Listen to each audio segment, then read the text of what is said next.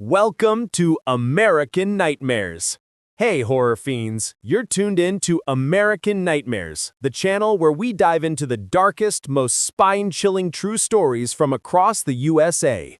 From ghostly whispers to things that stalk the night, we've got your fix for fear. Hit that subscribe button, ring the bell, and join us as we unravel 3 true dead-of-night tales that'll make you sleep with the lights on.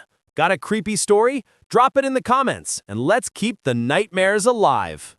In the winter of 2017, Daniel, a 34-year-old security guard, worked the graveyard shift at a decaying warehouse in a small Ohio town.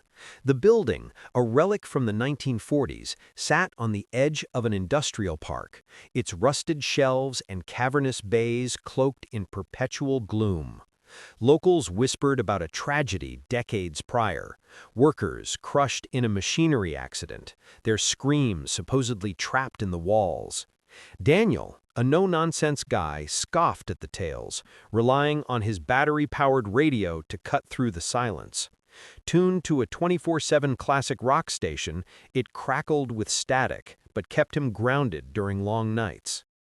On a bitter February evening, with snow piling outside and the wind howling against the metal roof, Daniel started his shift at 11 p.m.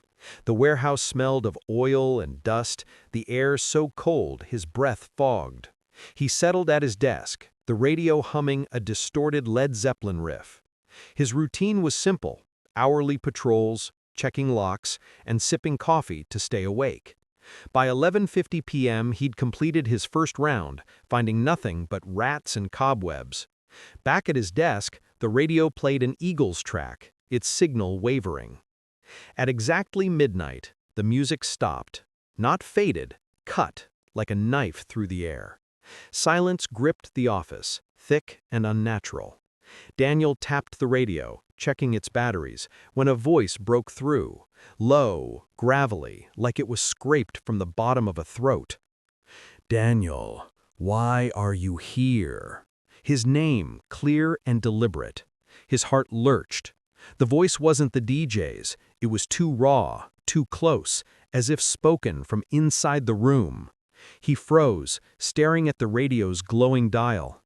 "Hello?" he whispered, half expecting a prank. The static hissed, then, "You shouldn't be here. They're watching." His skin prickled. The warehouse was locked tight. He'd checked every door. No one could be inside. He scanned the office, its weak bulb casting shadows across filing cabinets and a cracked mirror. Nothing. He switched the radio off, then on. The rock station resumed mid-song, as if uninterrupted. A crossed signal, he told himself, maybe a trucker's CB radio, but his name? That wasn't random. Shaking it off, he grabbed his flashlight for another patrol, the warehouse now feeling colder, the air denser, like it was resisting him. His boots echoed louder, each step bouncing off the high ceilings. Halfway through the aisles, near a row of rusted machinery, old presses from the factory days, he heard a clank. Metal on metal, rhythmic, like a hammer tapping a pipe. He froze, flashlight sweeping the dark.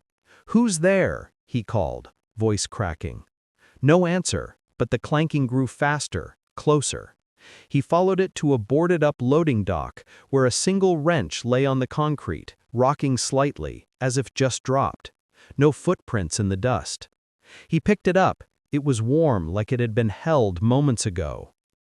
Back at his desk, pulse racing, Daniel turned the radio on for comfort. It was 12:30 a.m. The music played briefly before cutting out again. The voice returned, sharper.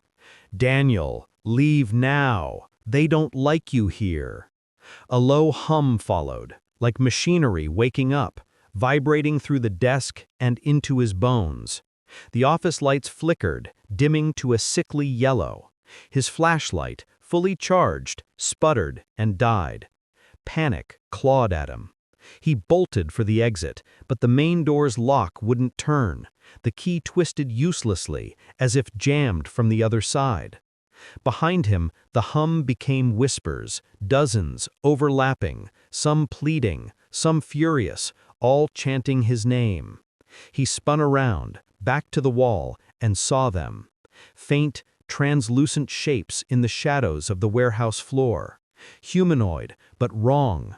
Limbs too long, faces blurred like smudged ink, gliding closer with every flicker of the dying lights.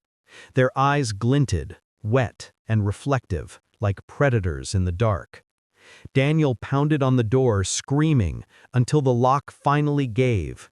He stumbled into the snow, the whispers fading as he ran to his car. The next day, he quit.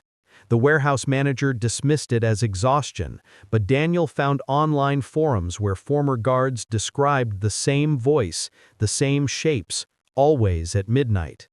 Some claimed the dead workers never left, their rage tied to the machines. Daniel now works days and keeps his radio off after dark. He says, "It wasn't a prank. They knew me. They wanted me gone." In February 2000, Emily and Mark, a young couple in their late 20s, were driving home from a late dinner in rural Maine. The night was brutal, 10 degrees Fahrenheit, with a wind that cut through their old sedan's heater.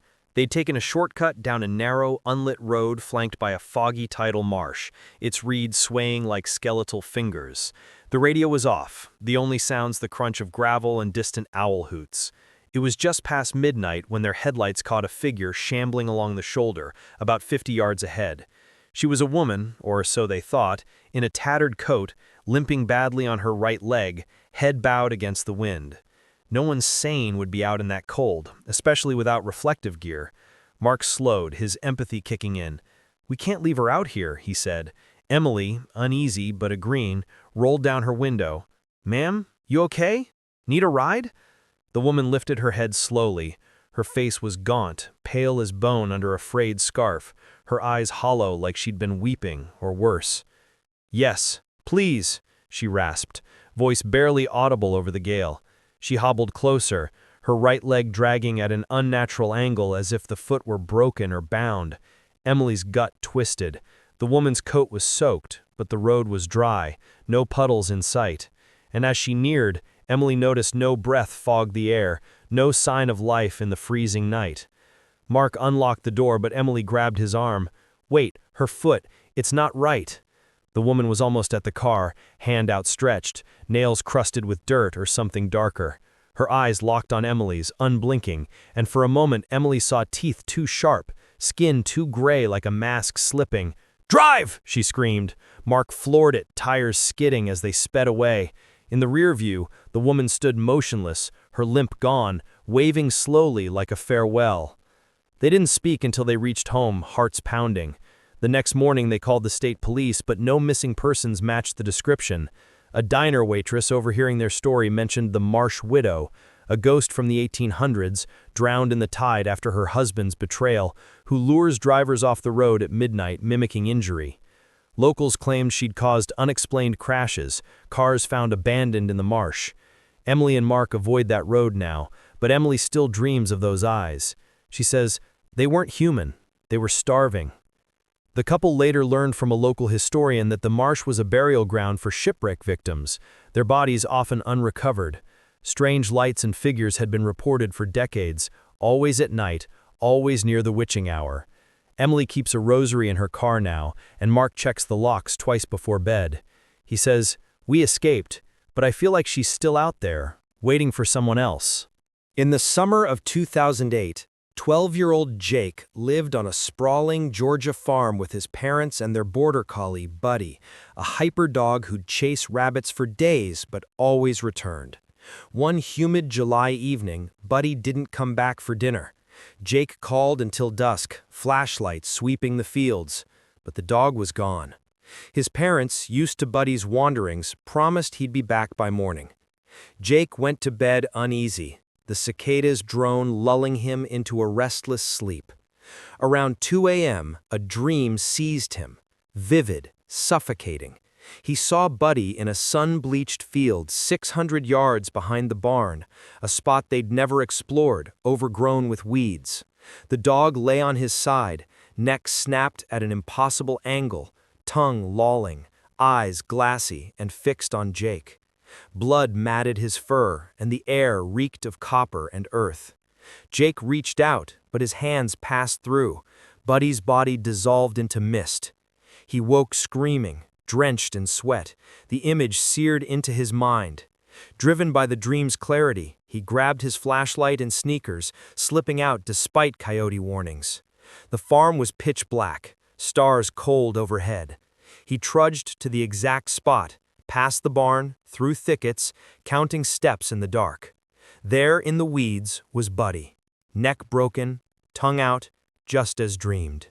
Coyote tracks nearby confirmed a pack attack, but the body's position, no struggle, like he'd lain down to die, was uncanny. Jake collapsed sobbing as his dad found him. Vets confirmed the attack, but Jake never told anyone about the dream. His family thought he'd just searched well. Now 29, he believes it was Buddy reaching out. "I hear his tags jingling at night," he says, "like he's warning me something worse is coming." Years later, Jake learned the field was once a Native American burial site disturbed by early settlers. Locals reported strange dreams and animal deaths there, always at night. Jake avoids the farm now, but the jingling follows him. "It's not just Buddy," he whispers. "Something else is out there, and it knows I saw." If these stories gave you chills, smash that like button and subscribe to American Nightmares for more true tales of terror. Share your own midnight horrors in the comments. Have you ever felt the night watching you?